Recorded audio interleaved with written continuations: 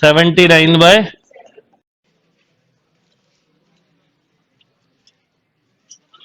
चलिए आज की जो क्लास में मैं आपको पढ़ाने वाला हूं,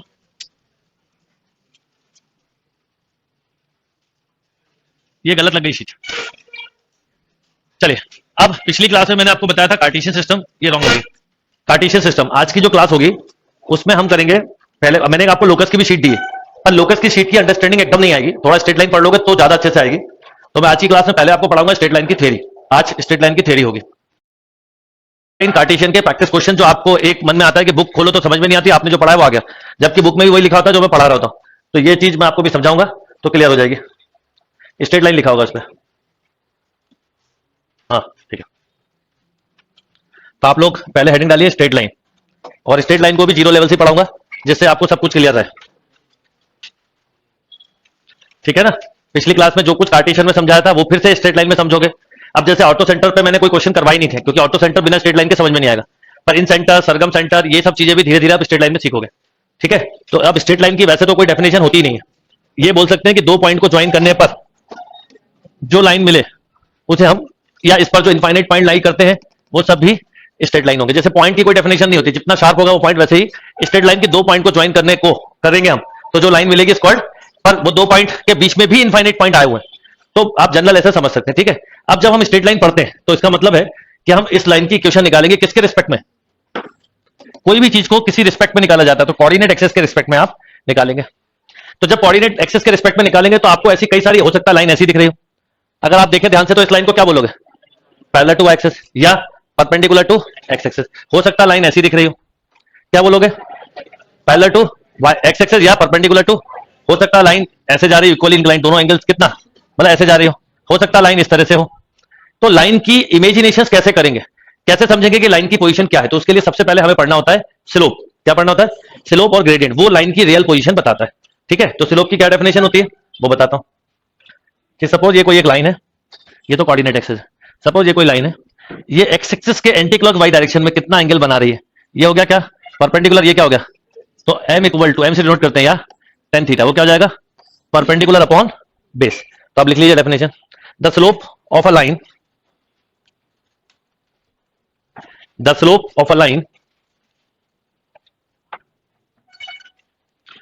the slope of a line is denoted by m, the slope or gradient of a line is denoted by m equal to लिख देना tan theta, the slope of a line is denoted by small m and m equal to tan theta where theta is the angle, बस यही चीज समझनी है theta क्या है, where theta is the angle, where theta is the angle which the line makes with the positive direction of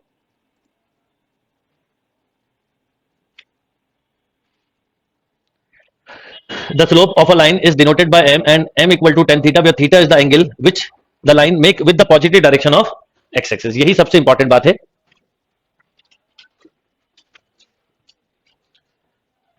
line make with the positive direction of, और मैं जितना आपको कंटेंट दूंगा कोऑर्डिनेट में सब डिस्कस करूंगा, पर क्या थोड़ा सा स्ट्रेट लाइन का बेस बन जाएगा ना। अभी आपको जो एक डीपीटी दी थी उसमें भी कुछ जगह स्ट्रेट लाइन के कांसेप्ट लगेंगे तो डाउट बताने में मुश्किल होगी, इसलिए स्ट्रेट लाइन पढ़ना हमारे लिए जरूरी है।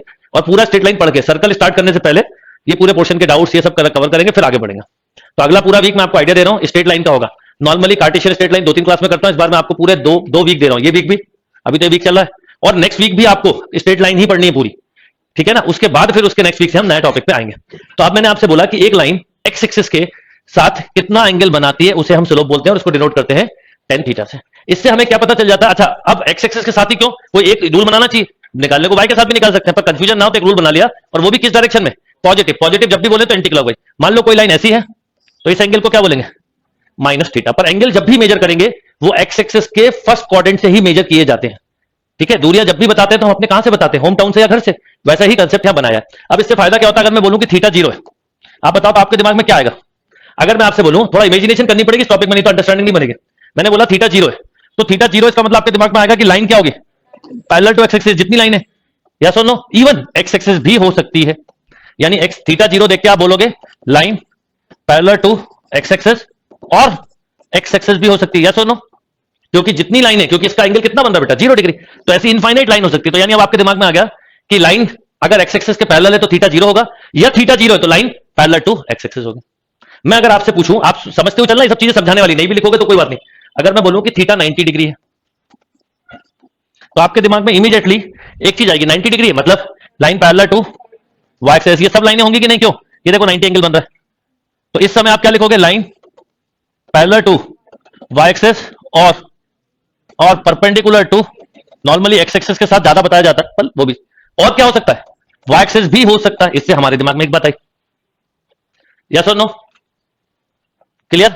आप थोड़ा समझिएगा इन चीजों को। मान लो मैं आपसे बोलूं कि लाइन 120 डिग्री का पॉजिटिव डायरेक्शन में एंगल बना रही, कितना? तो बताओ इसकी इमेज क्या होगी पॉजिटिव डायरेक्शन में? आप थोड़ा सोच के बताइए। कुछ ऐसी लाइन होगी, ये देखिए, क्योंकि ऐसे सोचो आप, इतना एंगल तो 90, थोड़ा ज्यादा देना तो ऐसे, ये इमेज होगी कि नहीं? ये एंगल कितना हुआ? ये हुआ 120 डिग्री। मैंने बोला एक्स एक्सिस के पॉजिटिव डायरेक्शन में 60 का एंगल बना रही, तो आपके सामने ऐसी लाइन आ सकती है। इमेजिनेशन बता रहा हूं। मैंने बोला 45 डिग्री का एंगल बना रही, आप कुछ ऐसी लाइन दिमाग में लाओगे। 45 यहां तो 45, अगर मैंने लिखा 60 यहां है तो 30 एक्सिस के साथ भी होगा। ये बात समझ में आ रही? तो स्लोप से हमें यह समझ में आ जाता है कि लाइन की इमेजेस कैसी होंगी। मतलब अगर हमें उसको ड्रॉ करना तो हमारे लिए बड़ा आसान है। मान लो मैं बोलूं कि -60 डिग्री का एंगल बना रही है, तो बताइए क्या पता चलेगा आपको? अगर मैंने बोला -60 डिग्री का, तो आपके दिमाग में कुछ इस तरह की इमेजेस आना चाहिए। -60 लिखा है तो मैं बोलूं कि -120 है, तो कुछ यहां कहीं आना चाहिए पूरा घूम के। यस और नो? क्लियर? 120 पे मैंने एक एंगल ये बनाया था, ये भी हो सकता है, एक लाइन ये भी हो सकती है। तो आप कंफ्यूज मत होना। अभी कुछ लोग हो सकता है ऐसा सोचे कि 120 पे मैंने ये एंगल क्यों बनाया, ये है ना भैया 120 का ये भी एंगल हो सकता है। बताओ कैसा? ये देखो, ये यहां से एंगल मेजर करोगे तो कितना आएगा? पैरेलल ही तो है, पैरेलल लाइन के एंगल सेम होते हैं। Idea clear? तो स्लोप से आपको ये पता चल जाता है कि लाइन की रियल पोजीशन क्या है। ठीक है? और स्लोप निकालते कैसे हैं? तो 2 पॉइंट से निकाला जाता है। लिखिए, the slope of a line joining 2 points A and B.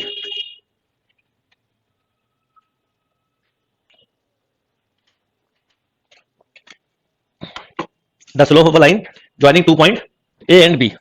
देखिए, ये 2 पॉइंट को ज्वाइन कर रही है वही लाइन ए और बी। मुझे इसका स्लोप बताना है। इसके कोऑर्डिनेट है x1 y1। इसके बोलो क्या होता है स्लोप? आप बोलते हो आपको पता है ये वैसे, पर कैसे आता है ये बताना है। y2 माइनस, अच्छा ऐसा कोई रूल है कि y2 माइनस y1 ही लिखें? अगर मैं y1 माइनस y2 लिख दूं कोई प्रॉब्लम? बस नीचे भी क्या आएगा? यानी लॉजिक कहता यह है कि difference between FC sorry ordinate upon difference between. कैसे आया? बड़ा सिंपल लॉजिक है। आपको पता है इस पॉइंट का मतलब क्या है? यहां से यहां तक का डिस्टेंस x1, ये वाला, ये पता है आपको? इस पॉइंट का ये डिस्टेंस कितना है? x2, और ये पूरा y2। अगर मैं इसे एक परपेंडिकुलर यहां डाल दूं तो बताओ ये डिस्टेंस कितना? x2 minus x1। इस पूरे डिस्टेंस में से ये माइनस कर दिया। ऐसे ये पूरा y2 है, ये y1 है, तो ये कितना? y2 minus y1। अभी 2 मिनट पहले मैंने बोला था स्लोप क्या होता है? tan theta. m से तो डिनोट करते हैं। tan थीटा क्या होता है? Perpendicular upon base. लॉजिक ये है उसका, पहले भले याद किया, आज लॉजिक भी समझ लो। क्लियर? तो 2 पॉइंट दिए तो स्लोप बड़े आराम से निकाल सकता हो। और स्ट्रेट लाइन के लिए मिनिमम कंडीशन कितनी लगती है? 2 पॉइंट ही लगती है। पूरा स्ट्रेट लाइन 2 पॉइंट पे बेस्ड है। आधे क्वेश्चन तो ऑप्शन से ही होंगे, इसलिए मैं जीरो लेवल आपको दे रहा हूं, पर खुद भी करवा रहा हूं सॉल्व। जीरो लेवल आपकी पेंडिंग में नहीं है। लोकस तो मैंने अभी पढ़ाना नहीं है, थोड़ा स्ट्रेट लाइन क्या समझाऊंगा, पर जीरो लेवल की 1-2 करवाई थी, ये भी करवाऊंगा। ये आपको दे दिया मैंने प्रैक्टिस के बाद में कभी करना आपको। बाकी मैं ऑब्जेक्टिव पे सीधे आने वाला हूं। इस पे ऑब्जेक्टिव से ही प्रैक्टिस हो पाएगी इस टॉपिक के। और ऑब्जेक्टिव में सिखाना आपको कि लैंग्वेज कैसे पढ़ना चाहिए, क्या चीजें हैं जो पढ़ के समझो। तो इसे बोलते हैं हम स्लोप। आपने एप्लीकेशन ऑफ डेरिवेटिव में भी स्लोप सीखा है। dy बाय dx भी क्या बताता है? स्लोप। परपेंडिकुलर अपॉन बेस से निकला ना बेटा, इसलिए 10। आप बताओ मुझे इस लाइन की ढाल पता करनी है, तो ये लाइन कितनी टिकी है, कितनी बेस से दूर है, तो आपको इन दोनों की हेल्प से तो ये पता चला कि इसका स्लोप कितना, थीटा कितना। तो क्या दो चीजें लगी? परपेंडिकुलर और बेस, इसलिए 10 से। अगर मान लो मुझे बेस और परपेंडिकुलर होता तो मैं कॉस ले लेता। तो थोड़ा लॉजिक लगाओ ना, आपको इस लाइन के बारे में पता करना है कितनी झुकी है इससे, तो कितनी झुकी है एक तो बेस से, और कितनी दूर है बेस के फुट से। तो दोनों चीजों में क्या लग रहा है? परपेंडिकुलर और बेस, इसलिए 10 लेते हैं। डन? तो अगर आपको 2 पॉइंट दिए हो तो स्लोप आप निकाल सकते हैं। अब देखिए, यहां से मैंने पढ़ाना चालू कर रहा हूं। इतनी बेसिक चीजें मैं आपको बता दूं, ऑनेस्टली पहली बार करवा रहा हूं। केवल ये सोच के कि कोऑर्डिनेट पे कमांड आए, और मैं इतना श्योर हूं कि 2-3 क्लास से नहीं आएगा, अगले वीक के कुछ क्लासेस के बाद समझ में आना चालू होगा। अभी कई लोगों को लग रहा होगा सर कोऑर्डिनेट में कुछ समझ में नहीं आ रहा, आ ही नहीं सकता, थोड़ा पढ़ोगे तो आएगा। बोलो फटाफट स्लोप। अब मेरे हिसाब से कोई भी 2-4 भी कर सकते हो अपॉन, या सॉरी सॉरी सॉरी पहले y लिखना, 3-7 अपॉन 2-4। बोलो -4 अपॉन -2। 2 एक बच्चा ऐसा भी लिख सकता था y2 minus y1 upon x2 minus, एक ही बात है। बस पता क्या गलती नहीं करनी है हमको, बताओ कि एक में ये लिखा 3 माइनस 7 और नीचे गलती से 4 माइनस 2 लिख दिया तो गलत हो जाएगा। अगर x1 लिया है तो नीचे भी y1 लो, ऊपर भी मतलब, और अगर x2 से कर रहे हो तो दोनों तरफ x2 लो। निकाल लो, छोटे से क्वेश्चन है फिर भी निकालो। ये सब क्या बता रहे हैं, स्लोप को। इसका मतलब यहां पर m इक्वल टू 2 आया, m इक्वल टू 2 से आप बता सकते हो क्या समझ में आ रहा है। टेन थीटा की वैल्यू 45 होती तो 1, टेन 60 की वैल्यू भी √3 होती, यानी इसका अगर मैं थोड़ा सा डायग्राम क्रिएट करने की कोशिश करूं तो मैं बोल सकता हूं 60 डिग्री से थोड़ा ज्यादा एंगल होगा। दिस इज कॉल्ड, ये है theta equal to tan inverse 2। Is that clear? ये इनके मतलब है, फटाफट निकाल लो।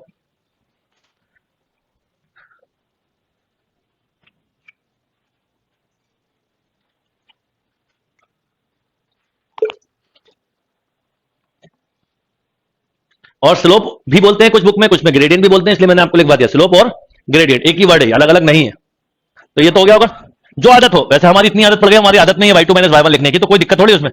बोलो 7/2, बोलिए 0। स्लोप 0 मतलब line parallel to x axis. यहां बोलो 0 माइनस माइनस 7 अपॉन 8, 7/8, 1 से कम यानी 45 से कम। लाइन की रियल पोजीशन पता चल रही, जिनके एंगल नहीं पता उनके अप्रोक्सीमेट लगाते हो। इसका बोलो 3/2, क्योंकि एक पॉइंट ओरिजिन है। अगर एक पॉइंट ओरिजिन है, वो ए का कभी भी स्लोप बोले तो सिंपल क्या, y1 अपॉन x1। एक पॉइंट ओरिजिन हो तो सीधे लिख सकते हो ना।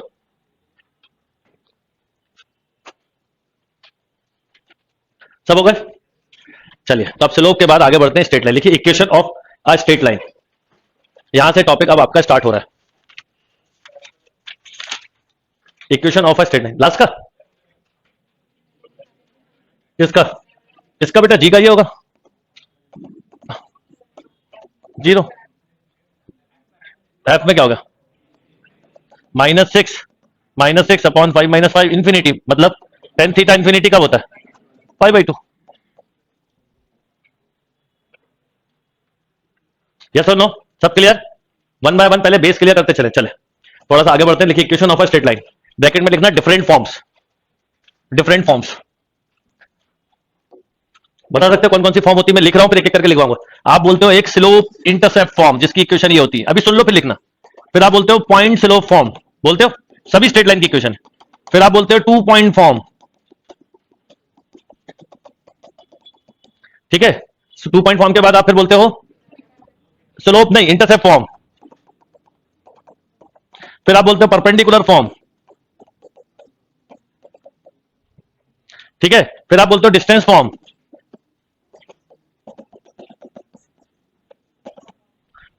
और इन सबको अगर एक सिंगल टर्म में बोलना हो तो आप ये बोल देते हैं, this is called general equation of straight line. Linear equation in two variable, सुनना मेरा word, linear equation in two variable is always represent straight line. अगर दो वेरिएबल की लीनियर इक्वेशन है तो वो हमेशा स्ट्रेट लाइन को बताती है। अब इनको एक एक करके हम पढ़ेंगे। ये इक्वेशन की कब काम आएगा बताओ? जब स्लोप और इंटरसेप्ट दिया हो, ये पॉइंट और स्लोप दिया। लॉजिक समझो, कब कौन सी इक्वेशन लगानी है ये कौन डिसाइड करेगा? गिवन कंडीशन क्या, नहीं हम नहीं, गिवन कंडीशन क्या है आप नहीं कर सकते, ठीक है। ये कई जगह पे क्या होता है कि मुझे पता था आप बोलोगे, तो ये तो यहां पर आप नहीं, गिवन कंडीशन। अब जैसे ये कब करोगे? जब 2 पॉइंट दिए हो, जब इंटरसेप्ट ऑन कोऑर्डिनेट एक्सिस दिए हो, परपेंडिकुलर और एंगल ऑफ परपेंडिकुलर दिया हो, डिस्टेंस दिया हो, तो जो दिया होता है उसके हिसाब से हम यूज करते हैं। पर हर इक्वेशन को सॉल्व करने के बाद फाइनली इस फॉर्म में आता है जिसे हम जनरल इक्वेशन बोलते हैं। तो पहले हम इक्वेशन निकालना सीखेंगे, फिर इक्वेशन निकालना सीखने के बाद दो लाइन के बीच के एंगल निकालना सीखेंगे, पॉइंट ऑफ इंटरसेक्शन सीखेंगे। यही इस टॉपिक में है और कुछ भी नहीं है। बहुत सिंपल है, पर स्ट्रेट लाइन नहीं आया तो कोऑर्डिनेट आगे कुछ आएगा ही नहीं। तो चलिए टाइप नंबर 1 नाउ स्टार्ट। अब मैं स्टार्ट कर रहा हूं पढ़ाना। लिखिए slope intercept form of a straight line. The slope intercept form of a straight line.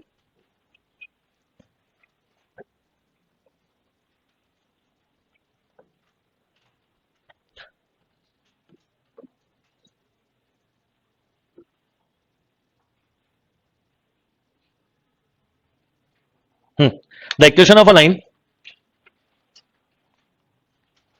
the equation of a line with slope m,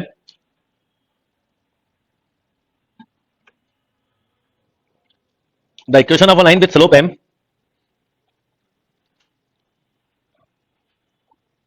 the equation of a line with slope m and making an intercept c on y-axis, and making an intercept c on y-axis,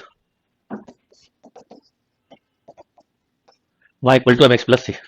मान लीजिए एक line है जो ऐसे जा रही है, जिसका स्लोप थीटा मतलब m equal to tan theta, और इंटरसेप्ट जानते हैं क्या होता है? इंटरसेप्ट का मतलब समझ लीजिए, कोई लाइन एक्स एक्सिस पे जहां कट करे उसको बोलते हैं इंटरसेप्ट ऑन एक्स, और वाई पे जहां कट करे इंटरसेप्ट ऑन वाई एक्सिस। दोनों को कट कर रही हो, जैसे अलग से बता रहा हूं, ऐसी जा रही तो ये distance intercept on X axis, ये वाई एक्सिस, ठीक है। अगर ऐसी जा रही जैसे ये दिख रहा है, इसमें ये वाला पार्ट क्या है? इंटरसेप्ट ऑन, अभी इसकी जरूरत नहीं, अभी बाय के बारे में बोला वही ले। ये कौन सा है? ये लेंथ कितनी दी है? सी। ये स्लोप कितना दिया है? एम। ठीक, तो क्या होगा? इक्वेशन होती है y equal to m x plus c.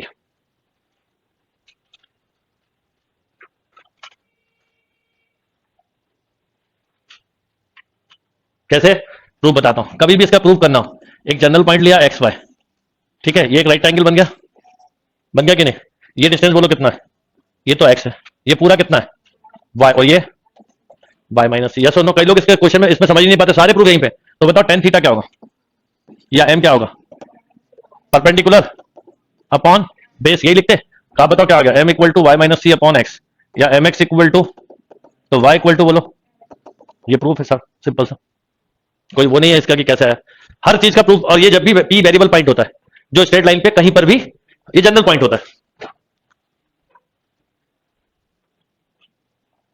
तो मैंने डेफिनेशन क्या बोली थी? The equation of a line with slope m and making an intercept c on y axis, क्या होगा? y equal to m x plus C.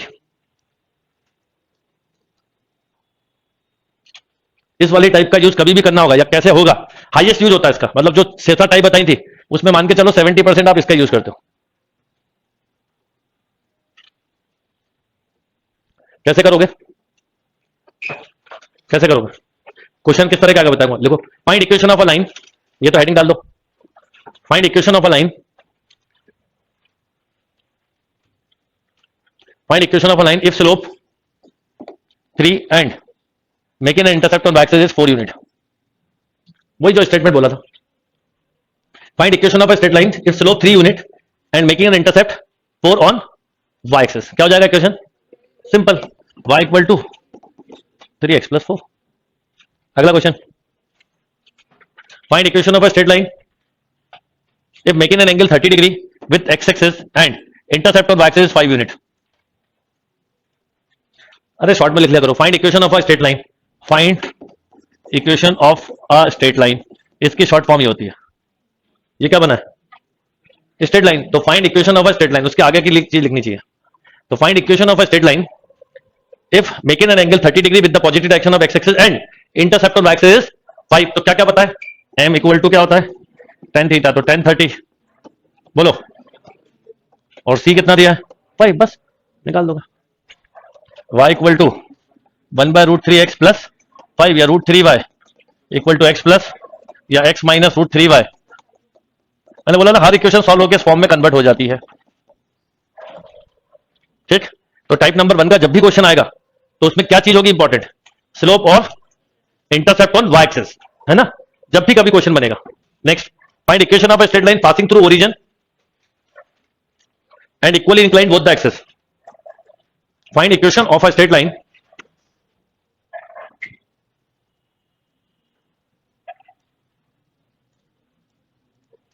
find equation of a straight line passing through origin and equally inclined both the axes।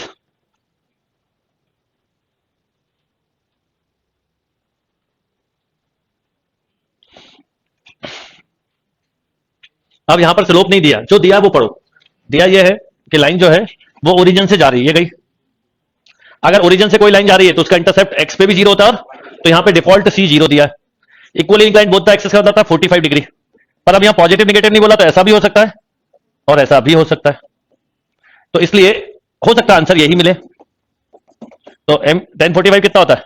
तो हो सकता है answer केवल ये मिले, या हो सकता है आंसर डिपेंड ऑन ऑप्शन, या तो ये मिलेगा या ये मिलेगा।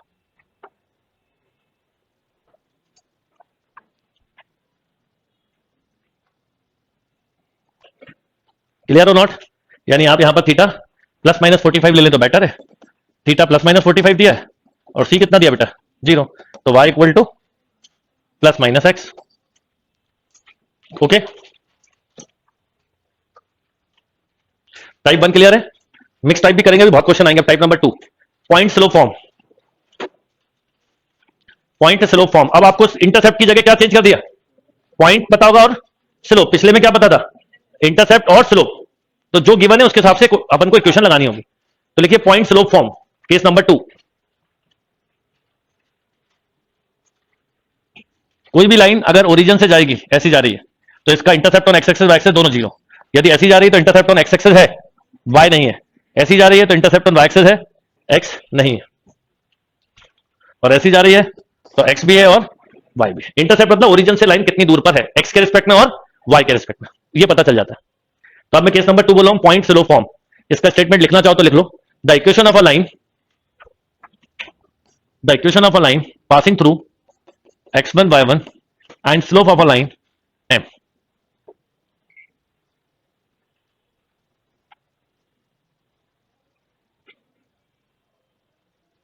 right? The equation of a line passing through x1 y1 and slope of a line m, क्या होता है इक्वेशन?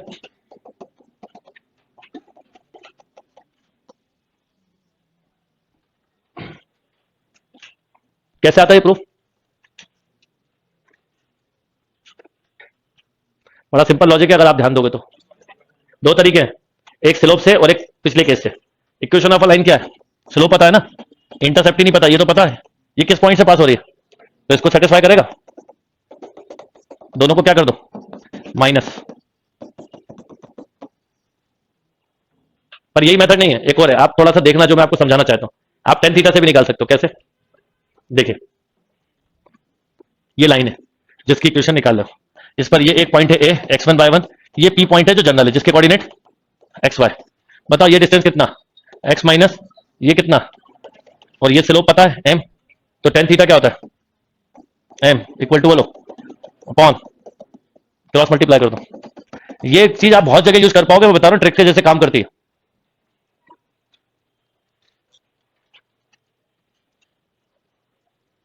क्लियर? दोनों में से किसी से प्रूफ, वैसे कोई मतलब नहीं प्रूफ का, पर वो इसलिए बता रहा हूं थोड़ा और स्ट्रॉन्ग कंसेप्ट बने आपके, चीजें क्लियर हो।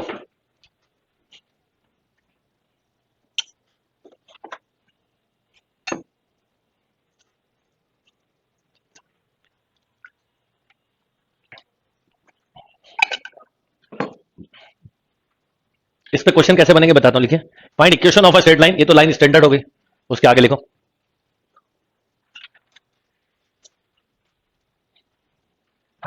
Find equation of a straight line passing through 3 - 4 and slope of a line 3/4।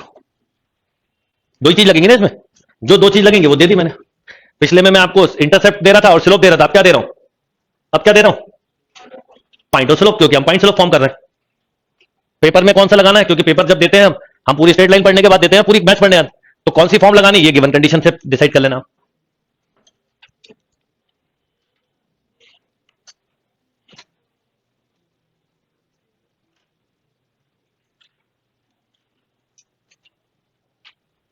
क्या हो जाएगा, y minus Y one equal to M into, तो y माइनस प्लस 4 हो जाएगा इक्वल टू m बोलो इंटू एक्स माइनस 3 बोलो, 4y plus 16 equal to 3x minus 9, तो 3x minus 4y minus.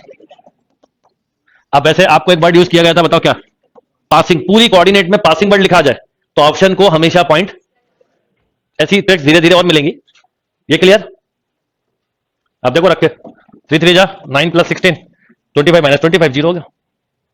One more question, find equation of a line passing through -4 -11 and slope of a line 11/13।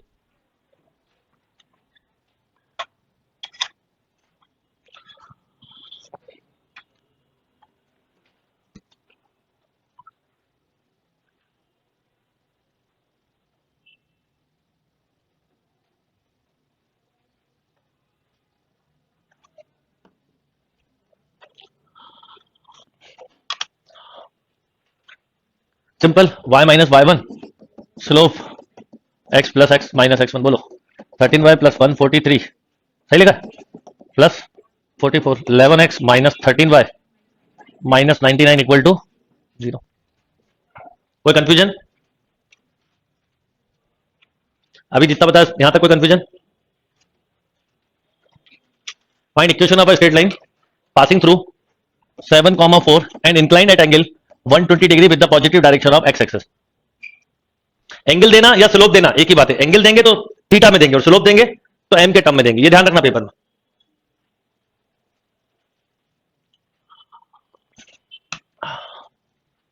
Find equation of a straight line passing through 7,4 and inclined eight angle 120 degree with the positive direction of x axis.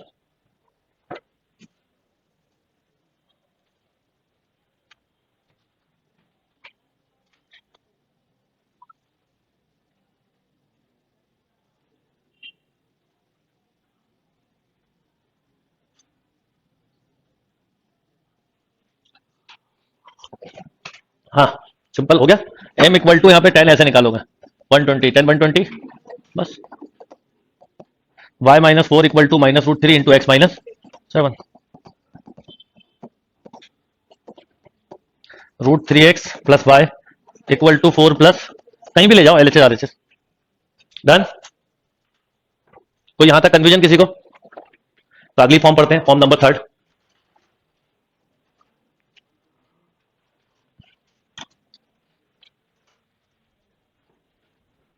Case number 3 2 point form, 2 point given हो तो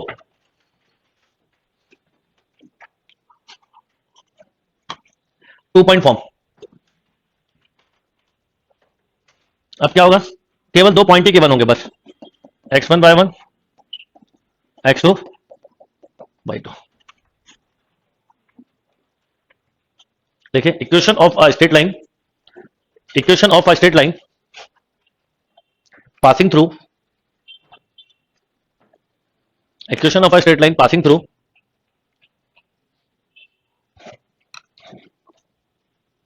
x1/1 and x2/2।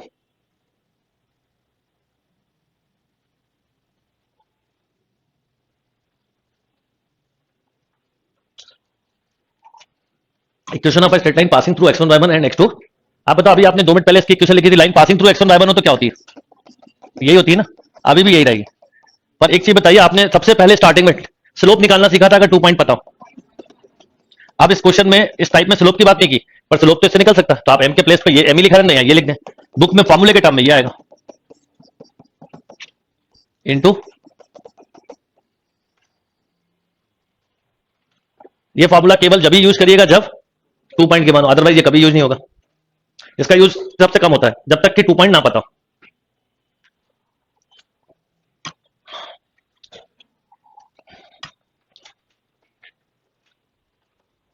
Find equation of a straight line, short में लिखिए। अभी बताया मैंने कैसे लिखना। Find equation of a straight line है ना, जब मैं बोलूंगा फाइंड इक्वेशन ऑफ सर्कल तो ऐसे, find equation of parabola, find equation of ellipse, find equation of hyperbola. तो ये short form, find equation of pair of line है ना। ये मत समझना चाइनीज लैंग्वेज लिखी है, ये शॉर्ट फॉर्म लिखी है। Yes, find equation of a straight line passing through 3 6 and -4, 5।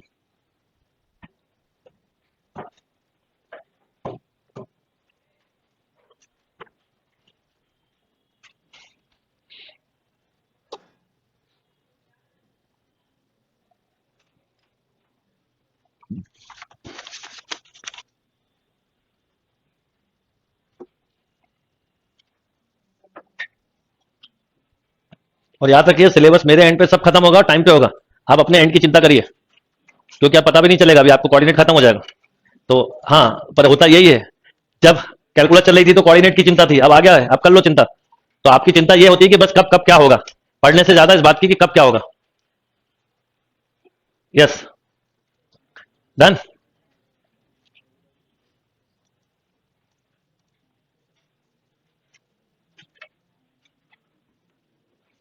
y minus y1, किसी को भी x1 y1 बोल देंगे, फर्क नहीं पड़ेगा। तो y minus 6 equal to 5 - 6 upon -4 -3 into x minus 3। बस याद रखना, जिसको x1 बोला है उसका ही करस्पॉन्डिंग y1 होगा। ऐसा नहीं कि x1 ये और y1 ये मान लो, ऐसी होती है मिस्टेक्स, थोड़ा ध्यान रखना। अभी नहीं, बाद में जाके करते हैं कॉम्पिटिटिव में, तो बी केयरफुल। तो y माइनस 6 इक्वल टू बोलो 1/7 इंटू x माइनस 3। तो x माइनस 7y प्लस, अब वैसे तो इसमें पासिंग थ्रू वर्ड था, तो ये दोनों ही ऑप्शन को सेटिस्फाई करते हैं। कोई confusion? One more question. Find equation of a straight line passing through -5, 11 13 comma minus 19. Find equation of a straight line passing through -5 comma 11 and 13 comma minus 19. Short में लिख के क्वेश्चन करो, थोड़ा स्पीड में.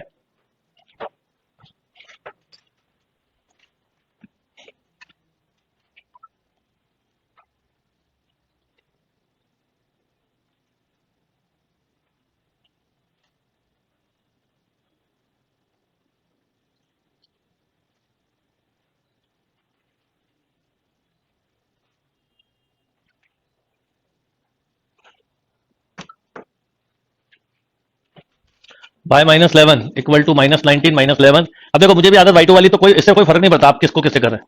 x प्लस 5 और जो पहले लिखा था उसे 1 मान लेते हैं, जो बाद में लिखा उसे कोई उससे फर्क नहीं पड़ता. आप मान लो -11 की जगह 90 ले लेते तो आंसर में चेंज नहीं आ सकता.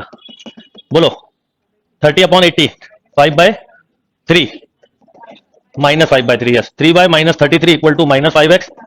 तो 5x plus 3y minus 8 equal to 0. कोई confusion? One more question. Find equation of a straight line passing through 3/2 comma -4/3 5/7 minus 9/4. अब देखो ये क्वेश्चन में रेशो दिए ना, 4 लोगों के 4 आंसर आने वाले हैं. अभी बता रहा हूं, मतलब आपको ओपनली बता रहा हूं कि आप इसमें गलतियां करोगे, स्ट्रेट लाइन की नहीं, कैलकुलेशन के. बोलिए पहला आंसर. आंसर मुझे इस फॉर्म में चाहिए, ठीक है. आंसर पूरा इस फॉर्म में चाहिए, ये पहले से आइडिया दे दिया मैंने रेशो में. हाँ बोलो बेटा, शाबाश.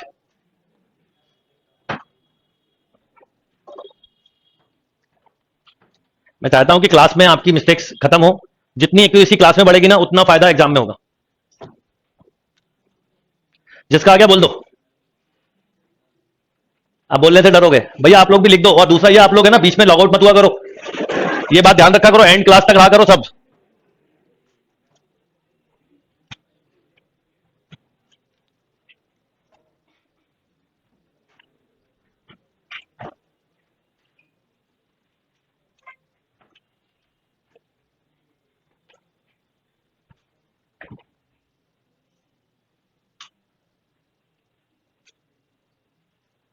हो गया?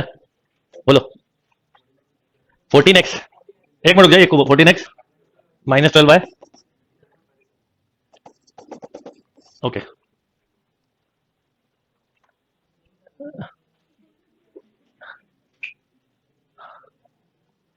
7x minus 6y 90 minus 24 wrong. 14x minus 12y ये भी रॉन्ग. यही है, पहले बोले यही है. अब जिसका ये नहीं आ रहा है, मतलब स्ट्रेट लाइन की मिस्टेक नहीं, आप समझिए. ये चीज मैं आपको बार बार इसलिए कानों में डालता हूं, आपको ये नहीं समझ में आता कि मिस्टेक एरिया क्या. जब तक ये कैच नहीं करोगे इंप्रूवमेंट नहीं आएगा. और मैं तो बोल रहा हूं कि मुझे पता है क्वेश्चन में कई लोगों के आंसर ये नहीं आए, भले आप मन में कुछ भी बोलो कि नहीं नहीं यही आ गया, और आपकी कॉपी बता देगी. और मैंने पहले से बोल दिया था, तो आप क्या हो गए थे? नहीं घबराए नहीं थे, केयरफुल हो गए थे. ये चीज याद रखिए. देखिए जैसे मैंने यहां पे बोला कि आप लोग मिस्टेक कर सकते हो, आपने ध्यान रखा कि नहीं करना, सर को सही देना है, इसलिए मैक्सिमम लोगों के आंसर ये है. समझे? यही चीज पेपर में रखो कि मुझे मैक्सिमम राइट आंसर देने, मैं केयरफुल होकर करूंगा बस. आप बताइए, आप रोड पे गाड़ी चलाते हैं केयरफुली चलाते, नहीं चलाते केयरफुली तो कहां जाते हो आप? हॉस्पिटल में मिलते हैं. जो लोग नहीं चलाते, क्योंकि बहुत लोग ऐसे जिग जिग करके चलाते हैं क्योंकि उन्हें ये नहीं पता. मैं तो रोज देखता हूं. एक ही बात है, मेरे जो फादर इन लॉ हैं वो डॉक्टर हैं, एनेस्थेटिक्स हैं. वो रोज, वो जिस हॉस्पिटल में, उसका नाम है भोपाल फ्रैक्चर, भोपाल में. Bhopal fracture, Bhopal fracture hospital, मतलब जहां एक्सीडेंटल केस आते हैं, वो रोज कम से कम 50 से 100 केसेस देखते हैं, चले आ रहे होते हैं. और क्या? लापरवाही, केवल लापरवाही. तो क्या होता है कि आप चला रहे हो, ऐसे गाड़ी चलाते रहो, मोबाइल पे बात करके चलाते रहो. अब वो क्या होता है, करते करते मोबाइल गिरा, अपन भूल जाते हैं, तो उसमें कुछ होता नहीं है, आपका एक्सीडेंट होता है. बच गया, अगर सामने कोई नहीं हुआ तो कोई बात नहीं. तो क्या होता है कि ये, मैं हमेशा बोलता हूं एक्सीडेंट रोज ही नहीं होता, पर कब होगा ये नहीं पता ना, इसलिए आप केयरफुल रहो. तो केयरफुल जो लोग रहते हैं उनके नहीं होते. तो ये बात आपको ध्यान रखनी, क्योंकि जब आप हॉस्पिटल में जाओगे, जब पता चलता है कि कितने केसेस आते हैं, वैसे थोड़ी पता चलता है हमें. जैसे जो लोग स्मोकिंग करते हैं उनका स्ट्रॉन्ग कंसेप्ट है, या जो तंबाकू खाते हैं, क्या 90% जो कैंसर होते हैं वो तंबाकू से होते हैं, सिगरेट पीने से होते हैं. वो बहुत स्ट्रांगली बोलते हैं, बहुत स्ट्रांगली बोलते हैं. 90% होते हैं, 10% नहीं होते. उनको वो 10% यहां दिख जाता है, बताओ यहां पे 10% दिख जाता है, तो ऐसा होता है. तो ध्यान रखिए इस बात का. तो आप अगर थोड़ा केयरफुल रहेंगे, जैसे मैंने बहुत छोटे से नंबर लिखे, और मैंने जैसे ही केयरफुल बोला, मतलब बोला कि मिस्टेक हो सकती है, आपने ध्यान दिया. ये बात अपनी लाइफ में रेगुलर बेसिस पे भी ध्यान रखो. जब भी ध्यान दोगे, मिस्टेक नहीं होगी. केयरलेस होने पे ही मिस्टेक होती है, और कभी नहीं होती. चलो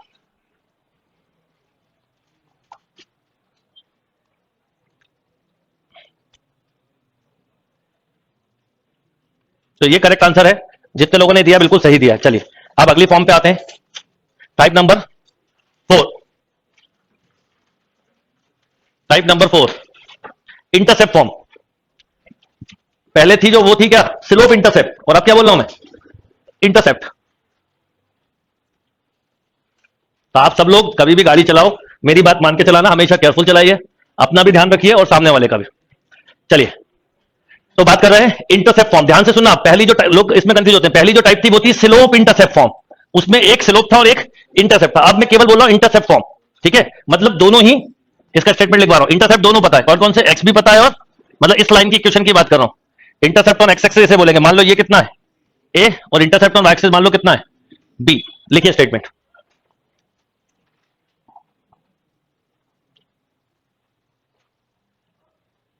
अनीश आपका क्या क्वेश्चन है, आपने सही आंसर दिया था। The equation of a line which cut off intercept,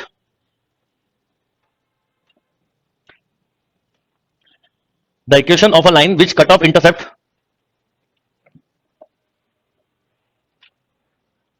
the equation of a straight line which cut off intercept a and b, small a and small b लिखना, the equation of a line which cut off intercept a and b respectively from x and y axis, from x and y axis, the equation of a straight line which cut off intercept a and b respectively from x and, मान लो कि ये line ने x axis पर a का intercept बनाया, तो इस point के कोऑर्डिनेट बताओ क्या होंगे, a जीरो, ऑब्वियसली ओरिजिन से दूरी a है, और x एक्सिस पे y जीरो होता है, ओरिजिन से कितनी दूरी है b, और y एक्सिस पे क्या जीरो होता है। तो एक तरह से 2 पॉइंट फॉर्म से निकाल सकते हो, ये 2 पॉइंट हो गए ना, तो अभी 2 मिनट पहले करा, आप खुद निकाल लोगे, पर सॉल्व करके वो इस तरह की फॉर्म आती है, मैं बता देता हूं, B X plus A Y equal to A B, जिसको हम नॉर्मली ऐसा लिखते हैं। इससे एक चीज क्लिक करती है कि जो एक्स का डिनोमिनेटर है वो एक्स इंटरसेप्ट को बताता है, और वाई का बी, वो बी जो है वो वाई के बताता है, वाई का डिनोमिनेटर वाई इंटरसेप्ट बताता है, पर कब, जब इक्वल टू में क्या हो 1। कैसे निकाला होगा देख लो आप, अगर आपको प्रूव करना है तो आप कर सकते हो, y minus Y one equal to Y two minus Y one into X minus X one, minus A Y equal to B X minus A B, देखो क्या आ गया, B X plus A Y equal to A B, ये आया ना, ये लिखा था मैंने, देखो, फिर ए बी का पूरी इक्वेशन में डिवाइड कर दिया। तो आप इससे एक चीज समझ लो कि जब x के डिनोमिनेटर में जो होता है वो होता है intercept on X axis, y के डिनोमिनेटर में अगर इक्वल टू में क्या हो 1 हो, आगे जाके जब एरिया अंडर कर्व करते हो तो इस कंसेप्ट से ही आप स्ट्रेट लाइन के डायग्राम बनाते हो, स्ट्रेट लाइन के डायग्राम के लिए कंसेप्ट बड़ा इंपॉर्टेंट है। डन।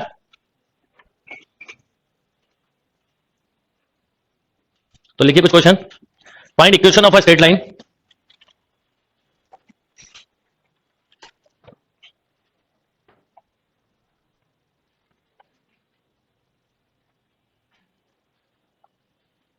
बाद में पूछना बेटा जो भी क्वेश्चन पूछना, find equation of a straight line passing through, वो पासिंग थ्रू बोलो, find equation of a straight line intercept on X axis 3 unit, y axis 4 unit.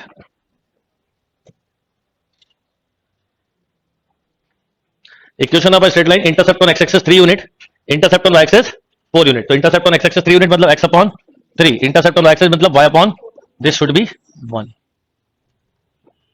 ऐसे भी छोड़ सकते हो और ऐसे भी। Clear, intercept on X axis -5, y axis 3, intercept on X axis -5, y axis 3।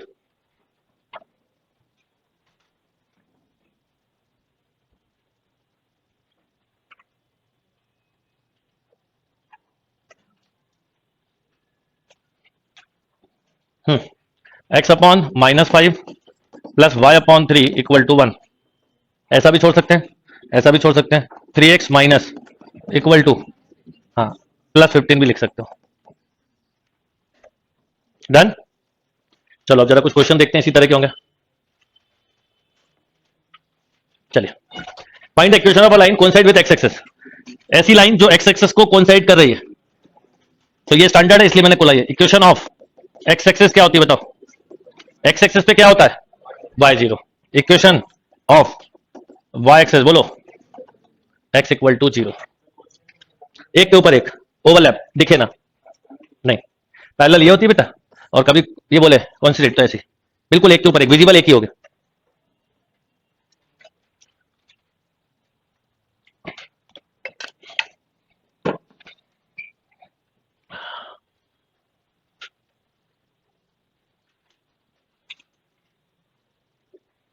Okay,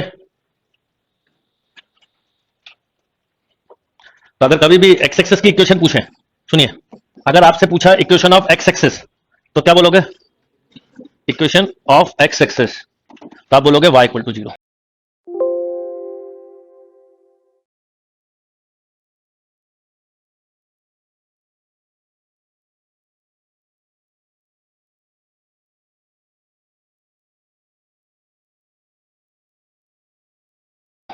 equation of y axis मतलब ये लाइन, तो x इक्वल टू 0। इसी के नीचे एक नोट डाल लो, line parallel to x axes, equation of a line parallel to x axis.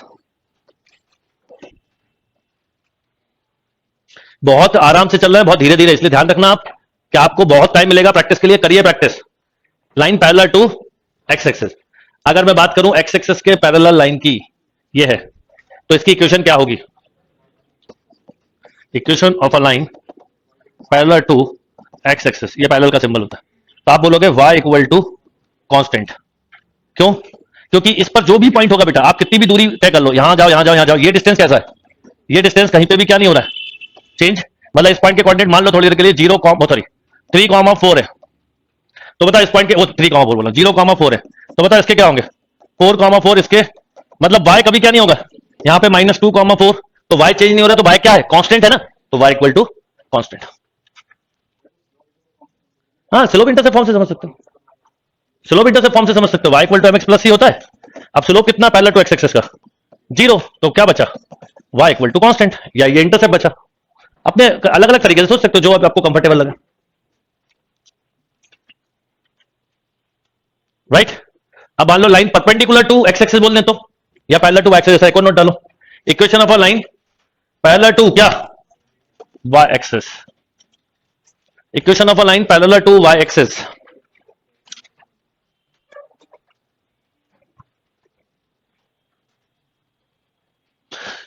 Parallel to y axis, अब पैरेलल टू y एक्सेस में भी आप इससे सोच सकते हो, ये हो गई line parallel to y axis, y axis के पैरेलल है तो स्लोप कितना? 1/0, यस और नो, ऐसा बोल सकते हो आप। तो अब या तो इससे सोच ले, या फिर जो भी पॉइंट होगा ये डिस्टेंस कैसा रहेगा? कैसा रहेगा? कांस्टेंट। तो क्या बोलोगे? x equal to constant.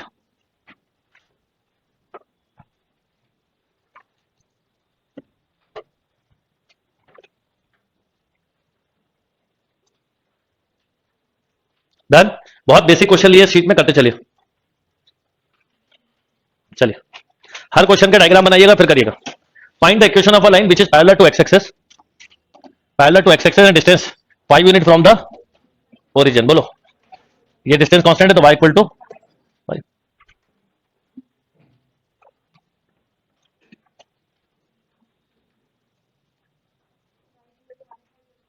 हाँ हो सकता है, नॉर्मली हम प्लस लिखते हैं, 5 बोला नीचे भी हो सकता है, डिस्टेंस गिवन है y इक्वल टू +-5 भी लिख सकते हैं, ऑप्शन डिसाइड कर लेगा। लाइन ऊपर भी हो सकती है नीचे भी, हम जनरली फर्स्ट क्वाड्रेंट वाली तरीके से करते हैं, पर आंसर दोनों हो सकते हैं। क्लियर? लाइन ड्रॉ करनी है, देख लो आप, इतने बेसिक क्वेश्चन है 0 लेवल में। इसके बाद भी स्ट्रेट लाइन नहीं आई तो फिर मतलब खूटी बांध रखी है आपने, और कुछ नहीं है। कोऑर्डिनेट की खूटी बहुत लोगों की बनी हुई होती है, कोऑर्डिनेट तो बनता ही नहीं है सर, कितना भी कर लो, बहुत ज्यादा कैलकुलेशन करते हैं लोग, इसलिए दिक्कत होती है।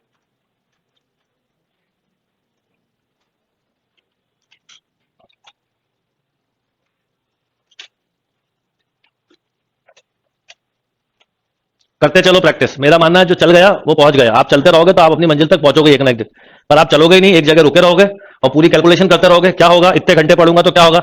मुझसे बहुत सारे व्हाट्सएप स्टूडेंट जुड़े हुए हैं, आपको बताऊं, कभी कभी दिखाऊंगा आपको, हाँ वो व्हाट्सएप पे पढ़ते हैं, आपको कभी पढ़ाऊंगा, मिलूंगा स्क्रीन पे। एप्लीकेशन ऑफ डेरिवेटिव कितना इंपॉर्टेंट है सर, कोऑर्डिनेट में छोड़ सकते हैं कि कर लें, वो जो पूछ रहे होते हैं मैं वही जवाब दे देता हूं उनको, क्योंकि उनको वही सुनना होता है। तो उनके क्वेश्चन में स्टार्टिंग में रहता है कि कितना इंपॉर्टेंट है, मतलब छोड़ना चाह रहे हैं वो, है ना। सर रीजनिंग में पजल्स की कौन सी वाली करनी चाहिए, 4 क्वेश्चन वाली प्रैक्टिस में या 5 वाली, ऐसे ऐसे तक क्वेश्चन पूछते हैं, तो मतलब पूरी कैलकुलेशन है उनकी, व्हाट्सएप पे स्टडी करते करते वो पूरा पढ़ लेते हैं और कंटिन्यूसली पूछते जाएंगे। आपको ऐसे मैसेज खोल के दिखाऊंगा मैं, आप खुद पढ़ोगे तो समझ जाओगे ये व्हाट्सएप स्टूडेंट है, बस ये केवल व्हाट्सएप पे पढ़ाई करते हो, कहीं नहीं करते, या तो व्हाट्सएप पे या यूट्यूब के जितने चैनल है उन सब पे। क्योंकि जिसको पढ़ना होता है, जिसको बढ़ना होता है, वो रुकता नहीं है, वो तो करने लगता है। जब तक कंफ्यूजन है ठीक है, पर एक बार हो गया दूर, खत्म, आगे बढ़ो। कितनी कैलकुलेशन करोगे? हर चीज की कैलकुलेशन नहीं होती, ये नहीं देखना आपको। अब क्या होता है कि आज से कोई मान लो 1 साल पहले से पढ़ रहा है, किसी ने अभी पढ़ना स्टार्ट किया, किसी ने बीच में किया, सबकी पोजीशन अलग अलग होगी, हर लोग अलग अलग है। आपको, आप जहां से चलना चालू कर रहे हो बस रुको मत, अब जो आपके आगे उसको बीच जब भी कर पाओगे जब आप एक्स्ट्रा एफर्ट लगाओगे। और जितने एक्स्ट्रा एफर्ट लगाओगे उतनी जल्दी बीट कर लोगे, नहीं तो नहीं कर पाओगे। और अगर वो भी एफर्ट लगा रहा है तो आप हो सकता है कभी कैच ना कर पाओ, पर कोई बात नहीं, जिस दिन उसकी मंजिल मिल जाएगी वो ड्रॉप आउट हो जाएगा, आप जाओगे फिर। भाई मान लो कोई बच्चे मेहनत कर रहे हैं, 100 बच्चे मेहनत कर रहे हैं किसी एक पर्टिकुलर कॉलेज के लिए, ये खड़े हुए, अब एक बहुत आगे उसको जिस दिन कॉलेज मिल जाएगा ये कम हो जाएगा, तो ये किसी के लिए जगह दे देगा, पर आपने कितनी मेहनत की उस पर डिपेंड करेगा। तो ये ज्यादा कैलकुलेट जो होती है ना चीजें, ये कभी आगे नहीं बढ़ थी। कुछ लोग पूरी प्लानिंग कि मैं अगर मान लो कैट के लिए तैयारी करूं 10 घंटे, नहीं 10 घंटे नहीं पढ़ पाऊंगा। एसएससी की तैयारी करूं 6 घंटे पढ़ 6 घंटे में निकल सकता है। मेरे एक दोस्त ने निकाला था, उसने कहा अरे भैया उसने कहने से 6 घंटे थोड़ी होता है, कोई दो लोगों के जुड़वा भाई एक जैसे नहीं होते, तो किसी दो लोगों की पढ़ाई का एक लॉजिक कैसे हो सकता है? किसी सोचने का, अंडरस्टैंडिंग का, यही तो ह्यूमन ब्रेन है। भगवान ने यही तो सबसे अलग चीज बनाई। मैं बोलता हूं ह्यूमन ब्रेन तो छोड़ दो, उसने तो 2 पत्ते भी एक जैसे नहीं बनाए, एक पेड़ के 2 पत्ते भी कभी एक जैसे नहीं होते, तो फिर इंसान तो बहुत बड़ी चीज हो गई ना। तो सबका ब्रेन, सबके सोचने का तरीका, सबके लॉजिक्स अलग अलग होते हैं। आप किस ढंग से कैलकुलेट करते हो, तो बहुत ज्यादा कैलकुलेशन करने वाले जीवन में आगे नहीं बढ़ पाते। होता है ना, जैसे मैं आपको एक स्टोरी सुनाता हूँ छोटी सी, और कुछ हो गया आप, चलो अच्छा, पर ये स्टोरी बहुत काम की है। और ये जो मैं स्टोरी सुनाता हूँ ना, ऐसा नहीं है, जब कभी मुझे कोई प्रॉब्लम आती है तो मैं ऐसी स्टोरी करके अपने आप को मोटिवेट करता हूँ। और आज से नहीं सुनी, सालों से, मतलब मेरे को अच्छी स्टोरीज, मोटिवेशनल स्टोरीज या तो खुद सुनता हूँ या समझता हूँ या चीजों से ऑब्जर्व करता हूँ। तो एक व्यापारी था, ठीक है, बहुत ही ज्यादा कैलकुलेटेड, बहुत अच्छे से बिजनेस करता था, और हर चीज की कैलकुलेशन की, मैं यहां से 10 साल बाद यहां पहुंचूंगा, 5 साल बाद यहां पहुंचूंगा, ऐसे काम करता रहता था। तो जहां पर उसका बिजनेस था वहां पर उसके आगे एक तीर्थ वाली जगह थी पहाड़ी पर, जहां पर लोग उसको हमेशा जाते हुए दिखते थे, पोटली लेके और हाथ में टॉर्च, टॉर्च बोल देते हैं अपन, पहले लाइटर लेके चलते थे, तो टॉर्च लेके जा रहे होते थे। तो उसको हमेशा लगता था सब जाते हैं, चलो अब इतना पैसा कमा लिया, मैं भी घुमाता हूं एक बार। तो उसने क्या करा, सारा सामान इकट्ठा करा। तो ये तो पता था उसको कि वहां तक पहुंचने में 2 रातें लगती हैं, 3 दिन लगते हैं। तो उसने पहले 3 दिन का खाना इकट्ठा किया। 3 दिन के खाने के बाद फिर उसने अपने 3 दिन के कपड़े लिए, फिर उसने एक टॉर्च ली, और वो चलने ही वाला था। फिर सोचने लगा यार मैं चल तो रहा हूं, पर जब रात आएगी, तो उस लोगों ने बताया था कि लगभग 20 किलोमीटर रात को चलना होता है, 10 किलोमीटर। तो उसने सोचा कि मेरी जो टॉर्च है ये तो 10-20 कदम ही रास्ता दिखाएगी, तो 20 किलोमीटर का रास्ता मुझे कैसे दिखेगा, और मुझे अगर पूरा रास्ता नहीं दिखेगा तो ऐसे तो मैं अपने लाइफ को खतरे में नहीं डाल सकता। और ये बैठ के वो सोचता रहा। 1 दिन निकल गया, 2 दिन निकल गया, 3 दिन, क्योंकि उसको समझ में नहीं आता कि कौन सी टॉर्च लाऊं। फिर एक और उसके सामने से आगे निकला, उसने पूछा भाई कि तुम ये जा रहे हो, तुम्हारी टॉर्च तो मुझसे छोटी है, उसने तो बड़ी ली थी, तो तुम ये बताओ कैसे सफर करोगे? बोले मुझे कैलकुलेशन नहीं आती, मुझे इतना पता है, मैं तो चलता जाऊंगा, बाकी तो जो होगा देखा जाएगा। तो आप समझ गए कि कई लोग इतनी ज्यादा कैलकुलेशन करते हैं जीवन की कि वो कुछ करते ही नहीं। जो हाईएस्ट कैलकुलेशन करता है ना, आपको बता दूं, वो जीवन में कुछ नहीं करता। तो और आपको भी पता, अगर आप बढ़ जाओगे, चलने लगोगे, तो वो उतनी टॉर्च भी आपको पहुंचा देगी। तो वो ये जीवन भी ऐसे ही कि बढ़ो, तो कोई एक डायरेक्शन में बढ़ो, तो आप बढ़ोगे तो पहुंच जाओगे, चलोगे तो मिल जाओगे। आप स्टेशन पे खड़े होकर सोचोगे, आप किसी भी ट्रेन में बैठ जाओ, किसी ना किसी जगह पहुंचोगे, पर स्टेशन पे खड़े होकर सोचोगे कि मैं किस ट्रेन में बैठूं, कौन सी ट्रेन सबसे अच्छी है। आपके सामने से ट्रेन आएंगी, जाती चली जाएंगी, नहीं पता मंजिल, तो भी बैठ जाओ किसी ट्रेन में, पर करो तो। लोग मेहनत नहीं करते, मैं आपको बता दूं। और आज के समय में तो जो इलेक्ट्रॉनिक्स मीडिया ने कर दिया कबाड़ा, उसके बाद तो और नहीं करते। बस थॉट प्रोसेस बहुत स्ट्रांग होता है। तो मैं आप सबको यही बोलूंगा, ये जब भी कभी आप कुछ नहीं कर रहे हो ना, तो स्टोरी याद करना कि बस बढ़ना पड़ेगा। जैसे आपको मैंने पढ़ाना चालू कर दिया, पढ़ते जाओ ना, करते जाओ प्रैक्टिस। मान लो नहीं बन रहे कोऑर्डिनेट, जितना पढ़ा उसी शीट को 5 बार कर लो, देख लेना नए क्वेश्चन बनने लगेंगे। हम वो भी नहीं करते, बनते ही नहीं। एक क्वेश्चन बुक का खोला, नहीं बना, सर वो बुक के क्वेश्चन नहीं बनते, आपने जो पढ़ा है वो समझ में आ गया, मैंने इसलिए रख दी। फिर मैं व्हाट्सएप भी बहुत मुझे मैसेज आते हैं, वो भी चेक करना पड़ता है। 2 GB डेटा खत्म नहीं होता मेरा, वो मुझे खत्म करना है, क्योंकि कंपनी वालों ने बोला 2 GB 12 बजे तक खत्म नहीं किया तो ट्रांसफर नहीं करेंगे। मैं कई बार लड़ चुका हूं उनसे। मतलब ये चिंताएं हैं लोगों की। और मेरा ये मानना है, मैंने जब से पढ़ाना चालू किया, मैं सच में इसी बात को बिलीव करता हूं, करते जाओ मेहनत। कौन कितने आगे है, कौन कितना पीछे, वो छोड़ दो। आपको अपना असेसमेंट करना चाहिए। जब भी टेस्ट देते हैं, जैसे अभी कई लोगों के कुछ टॉपिक नहीं हुए, आप उनसे कंपेयर मत करो जिसके हो गए। आप अपना असेसमेंट करो कि जितने टॉपिक आपने पढ़े उसमें आप स्कोर कमा रहे हो कि नहीं, पिछले पेपर से बेहतर आज कर रहे हो कि नहीं, पिछले पेपर में जो गलतियां की थी वो दोबारा तो नहीं हुई। ये आपका असेसमेंट होना चाहिए। आपको हमेशा अपने आप को देखना चाहिए। रिलेटिव देख के कभी खुश नहीं हो सकते, क्योंकि कोई तो आपके आगे है ही और कोई आपके पीछे भी है। कुछ आपके पीछे भी आ रहे हैं, कुछ आपके आगे भी है, कुछ बहुत आगे हैं। बस जो चलता रहेगा वो अपनी अपनी जगह पहुंचता जाएगा। और कितनी स्पीड में चल रहे हो इसके ऊपर भी डिपेंड करता है कि आपकी मेहनत का लेवल क्या है। एक घंटे पढ़ के भी खुश है, 10 घंटे पढ़ के भी दुखी है, तो इसका कोई वो नहीं है मेजरमेंट। तो आप थोड़े से अपने आप को बदलो, चीजों को बहुत पॉजिटिव तरीके से रहो। मैंने कल भी बोला था, ह्यूमन ब्रेन बहुत पावरफुल है, वो सब कुछ कर सकता है जो इंसान सोचता है, और ऐसा ही हो रहा है। और ये प्रूफ होता जा रहा है आपके सामने, हो रहा है ना प्रूफ। तो इसका मतलब है आप सब कुछ कर सकते हो, और आप तो वो कर रहे हो जो सभी कर रहे हैं। मतलब अभी इस क्लास में बैठे ये बताओ, जो आप कॉम्पिटिटिव एग्जाम दे रहे हो तो सभी दे देते हैं, लोग तो पता नहीं क्या क्या कर देते हैं, वो कर देते हैं जो अकेला करने वाला होता है। तो आप चलने लगो, कोशिश करो, ऐसे चलो कि आप अपना रास्ता बना रहे हो, लोग उसको फॉलो करें। कोशिश ये होना चाहिए आपकी। तो अभी मौका है आपके पास अपने जीवन को बदलने का। ओवर थिंकिंग ही परेशान करती है। मैंने ये स्टोरी इसलिए सुनाई कि हर संडे आपके स्कूल काम आते हो और आप वही कहानी करते हो, क्योंकि आप संडे के पहले बहुत ओवर थिंकिंग करते हो। पेपर देते समय भी ओवर थिंकिंग, अरे पेपर में जो आता है वो करेंगे। मैं पेपर देने बैठूंगा तो मैं नहीं देखता जो टॉपिक नहीं पढ़े, नहीं पढ़ना मुझे, बड़ा स्टेटमेंट नहीं पढ़ना, पहले छोटे छोटे करें। रीजनिंग में जाए तो एक भी पजस नहीं पढ़े, पता है पजस में उलझ जाते, फिर भी हर बार उलझ जाते हैं। ये बिल्कुल वैसे ही कि बोला है कि नहीं झांकना गड्ढे में, फिर भी झांक के आएंगे, कुछ तो कूद के भी आ जाते हैं। अरे भाई, जिस चीज के लिए आपको सबसे एंड में करना चाहिए, क्योंकि मैं भी आपको कभी अभी आगे जाकर रीजनिंग की कुछ सिखाऊंगा पजस। कई बार उलझ जाते हो आप, कभी कभी आप सोचते हो कर लोगे जल्दी, तो आप क्यों कर रहे हो? पहले रीजनिंग वाले वो क्वेश्चन करो जो सिंगल सिंगल होते हैं, जो इजी होते हैं। मैथ्स के वो करो जो सिंगल है, सिंपल है, जो आते हैं आपको। आपके बढ़ने लगेंगे। ओवर थिंकिंग ही परेशान करती है। ओवर कैलकुलेशन जो लोग करते हैं ना, मैं आपको लाइफ में बताया था, मेरी लाइफ में तो आप क्योंकि अपने लिए अकेले हो गए, मैंने तो हजारों बच्चों को पढ़ा दिया। तो जितना बच्चा ओवर थिंकिंग करता है उसका बहुत उसकी उसकी लाइफ में प्रॉब्लम कभी खत्म ही नहीं होती। जो लोग सीधे सीधे बोला करना है बस करते गए, वो एक पकड़ लेते रहा और चलते जाते हैं, वो बहुत सफल हो जाते हैं। मतलब मैं आपको बता दूं, मेरी नॉलेज में ऐसे हजारों बच्चे हैं जिनकी हिंदी भी अच्छी नहीं थी, इंग्लिश तो छोड़ दो, आज वो इंडिया में ही नहीं है, तो क्या वो वहां जाके हिंदी बोल रहे होंगे? आपको पता हिंदी किससे बोल सकते, कोई इंडियन ही होगा, पर उनका बॉस इंडियन तो नहीं है ना? या कंपनी में हर कंट्री के लोग हैं तो कॉमन लैंग्वेज बोलते ही होंगे ना, आ जाती। कोई इंग्लिश प्रॉब्लम नहीं। कई लोग ज्वाइन करने से पहले सर हिंदी की वो इंग्लिश बिल्कुल नहीं आती, क्या होगी, कोऑर्डिनेट में थोड़ी इंग्लिश की दिक्कत आती है, पर एक दिन आएगी, 2 दिन आएगी, 3 दिन आएगी, हिंदी की बुक फेंक दोगे तो बंद हो जाएगी, पर पहले हिंदी की बुक फेंकनी पड़ेगी। जैसे एनडीए में हिंदी मीडियम वाले आते हैं, मैं बोलता था मेरे पास आ रहा हो तो हिंदी की बुक फेंक दो, नहीं तो मत आओ, क्योंकि जब आप इजीएस्ट वे ले लेते हो तो फिर प्रॉब्लम सॉल्व नहीं होती आपको प्रॉब्लम को। और मुझे ये पता है कि हम केवल वही लैंग्वेज बोल सकते हैं जो लैंग्वेज हमने सुनी हो, और हम वही लैंग्वेज आज बोल रहे हैं जो हमने सुनी है। तो इसका मतलब है अगर आपकी वीकनेस इंग्लिश है तो आप जब इंग्लिश सुनने लगोगे तो बोलने भी लगोगे, और यही होता है। मैथ्स वीकनेस है तो प्रैक्टिस करने लगोगे तो सॉल्व भी होने लगेगी, उसको छोड़ के नहीं हो सकती, कि छोड़ दिया आपने तो नहीं हो सकती। अगर तैरना सीखना है तो पानी के बाहर होकर कोई नहीं सीख सकता, उतरना ही पड़ता है, और जितनी गहराई में जाओगे उतने अच्छे स्विमर बनोगे। यही लाइफ का फंडा होता है, और यही लाइफ, ये रियल लाइफ है। इसको आप समझो, पहचानो, किसी चीज से घबराओ मत, सब कर सकते हो, कोई दिक्कत नहीं होती। अभी आपके माँ बाप जब घर से यहां भेजते हैं तो उन्हें टेंशन होती है, अभी तो आप दूसरी कंट्री जाओगे और वो पक्का पता है कि वो आप उनको लेके नहीं जा पाओगे, उनको लेके नहीं जा पाओगे, तो भी उस कंट्री में पहुंच के सब कर लेते हो ना। और आज तो कितना इजी हो गया, क्या क्यों? क्योंकि हमारे पास जीपीएस है ना, उससे हम कहीं भी पहुंच सकते हैं। आप सोचो 50 साल पहले कितना मुश्किल होता होगा, तो भी आदमी कर लेता। रास्ते हर जगह है करने वाले के लिए। फिर कई पेरेंट्स सोचते हैं अरे बच्चा भूखा कैसे रहेगा, कोई भूखा नहीं रहता, कोई भूखा नहीं रहता। जब माँ बाप बोलते हैं ना, या किसी के माँ बाप अगर इस बात के लिए फोन करते हैं कि सर खाने का ध्यान रखना, मैं कहता हूं ये बोला तो मैं बिल्कुल नहीं रखूंगा। आपका बच्चा भूखा नहीं रहेगा, वो जो बोल नहीं सकता ना वो भी रोक के बता देता कब भूख लग रही है। तो फिर आपको कब भूख लग रही है आप खुद खा लोगे, एक दिन नहीं खाओगे, 2 दिन नहीं खाओगे, सब कर लोगे। ये कहने की बात है ना, ये बिल्कुल सच है। तो जब मुसीबत आती है तो सब चीजें हो जाती है। तो आप अपनी लाइफ को थोड़ा बदलने की कोशिश करो, बहुत पॉजिटिव डायरेक्शन में ले जाओ, सब कुछ होगा। ये हो गए x इक्वल टू 4 मतलब हो गया लाइन किसके पैरेलल है, ये हो गई 4। y इक्वल टू -2 मतलब पैरेलल टू पर नेगेटिव, -2 अब मेंशन के लिए ली तो नहीं चलेंगे, ये -2 हो गया। यस और नो? x इक्वल टू -2 है, ये हो गई -2, ये x इक्वल टू -2 की x इक्वल टू -2। डन। चलो अगला क्वेश्चन देखते हैं, निकालिए।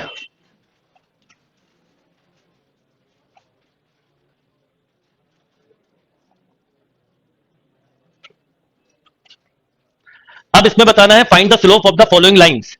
Slope of the following line मतलब दूसरी लाइन के स्लोप निकालने हैं, और इन लाइन के स्लोप निकालने हैं। तो कभी भी स्लोप बताना तो आप लाइन को इस फॉर्म में बना लो बेटा, y इक्वल टू लिख के। तो x का जो कोफिशिएंट है वो किसको बताता है, तो आपने जैसे लिखा 4y इक्वल टू -3x -8, तो y इक्वल टू बोलो बेटा -8। अभी मुझे केवल क्या पूछा है, स्लोप पूछा ना, तो मैं स्लोप पे फोकस करूंगा। कितना है स्लोप?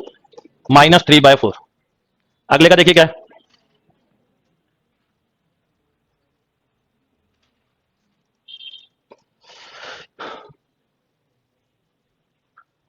डन। इसका बताइए बेटा, 4y equal to -2x -1,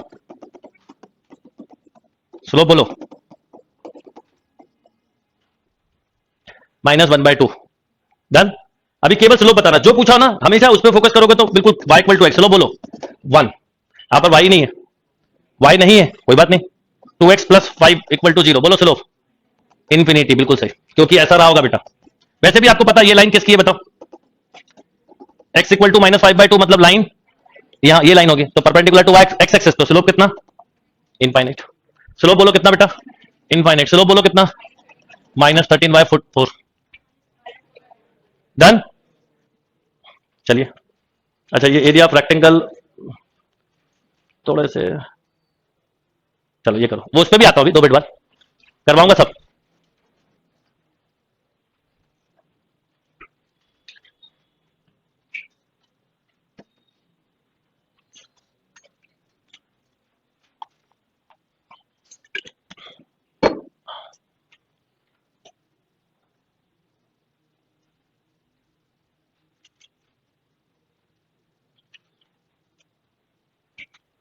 Find the equation of the of line for the following: m slope, c intercept on the axis.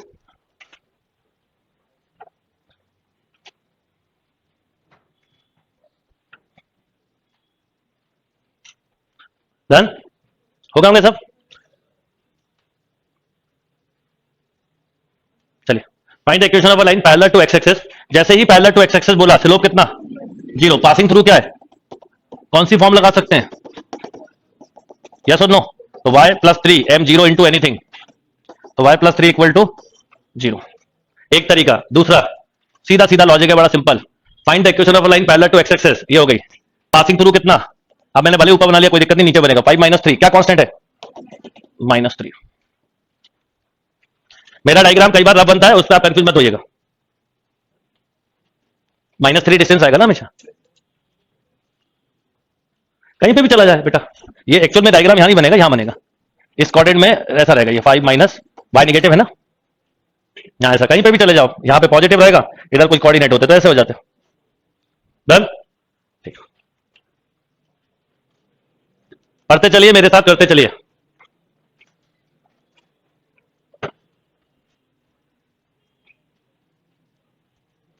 Line जब भी पैरेलल टू y एक्सिस होगी, वो x एक्सिस होगी बेटा, जब line parallel to y axis होगी तो इसका स्लोप होता है 90 डिग्री, और 1090 होता है इंफिनिटी, इसलिए स्लोप इंफिनिटी। अगर line parallel to x axis होगी तो स्लोप हमेशा 0।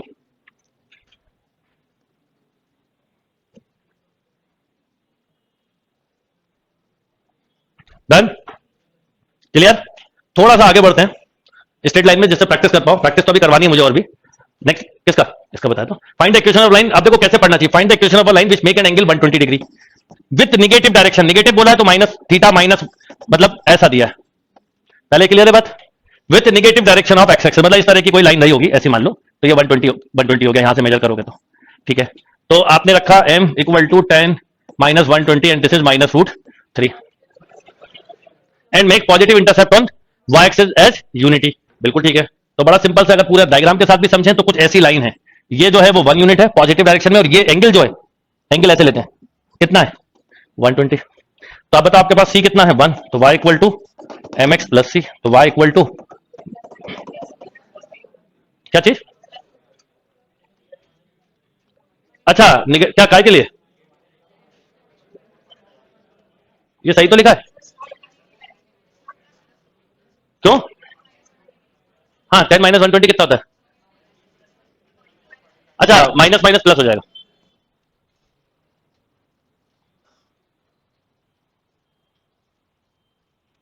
बिल्कुल सही, थीटा माइनस 120 दिया और 10 माइनस 120 की वैल्यू प्लस हो जाएगी।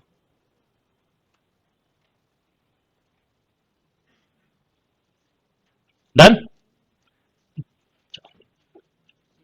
वो दिया ना, and make positive intercept on y axis as unity, unity मतलब 1।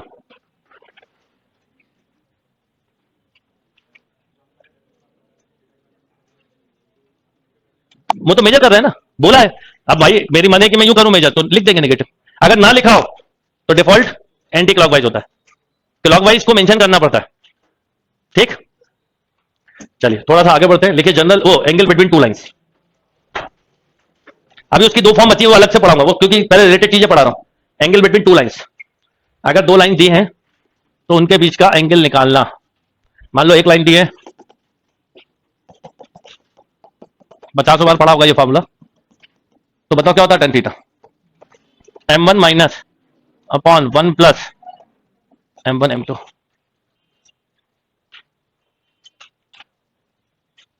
क्लियर? थीटा 0 हो तो स्लोप इक्वल होंगे, तो लाइन क्या होंगी पैरेलल, थीटा 90 तो 1 प्लस m1 m2 0 या m1 m2 इक्वल टू बोलो, इसका मतलब लाइन्स आर, और आज इतना ही पढ़ेंगे हम बस, फिर अगला पोर्शन स्ट्रेट लाइन का अगली क्लास में।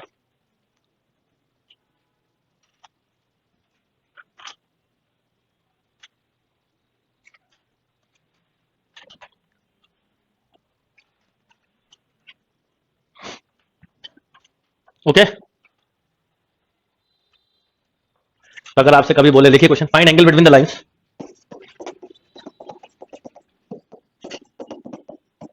Find angle between the lines.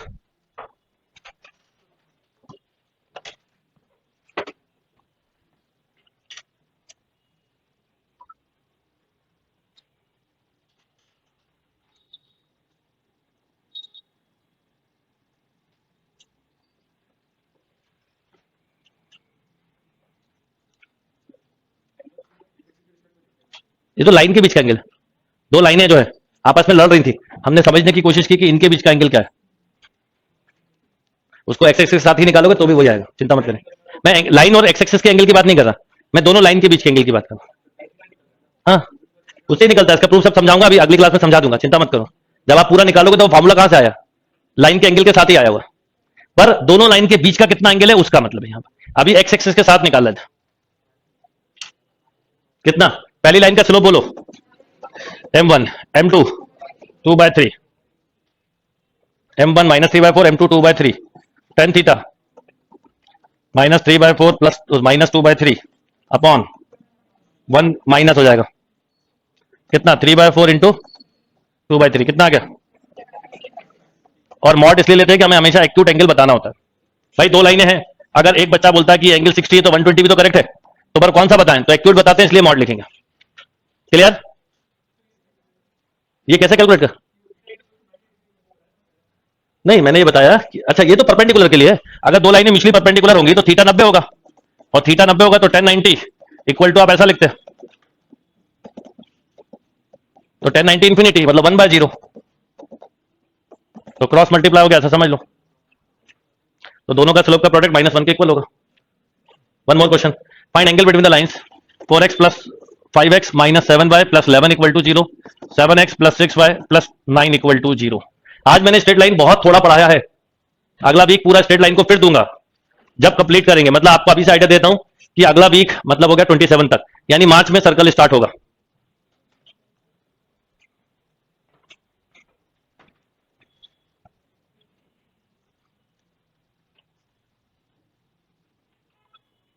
जो साइन आ रहा है वही लीजिएगा, प्लस आ रहा है तो प्लस, माइनस आ रहा है तो माइनस, एम का नेगेटिव मत इग्नोर कर देना, नहीं तो सब गड़बड़ हो जाएगा। मतलब ये कई लोग इसको इग्नोर कर देते हैं, इसको थोड़ी कर सकते हैं, किसको इग्नोर कर सकते हैं, जो इसका पूरा जो रिजल्ट है उसके नेगेटिव को इग्नोर करते हैं, m1 m2 के अलग से मत कर देना इग्नोर, नहीं तो सब आंसर बिगड़ जाएगा।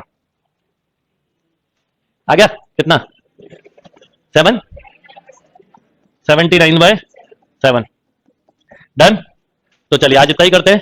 अब आपका काम क्या है कि एक तो आप संडे टेस्ट की प्रैक्टिस करिए, और संडे टेस्ट देते समय आप ये मत सोचिए, क्योंकि सब लोग अलग अलग समय पे ज्वाइन हुए, क्लास के बच्चे भी ऑनलाइन भी, किसी का ट्रिग्नोमेट्री छूटा है, किसी का कैलकुलस छूटा है, किसी का एलजेब्रा का कोई टॉपिक छूटा है, कोई बात नहीं, जितना आता है वो पहले कलेक्ट करो और उसके अकॉर्डिंग टेस्ट दो। बहुत लोग ऐसे हैं जिनका सब कुछ हो चुका है, कुछ ऐसे भी जिनका डबल हो रहा है, ऐसा भी है, तो इस बात का ध्यान रखिए, ठीक है, तो आप लोग इस बात को ध्यान रखिएगा।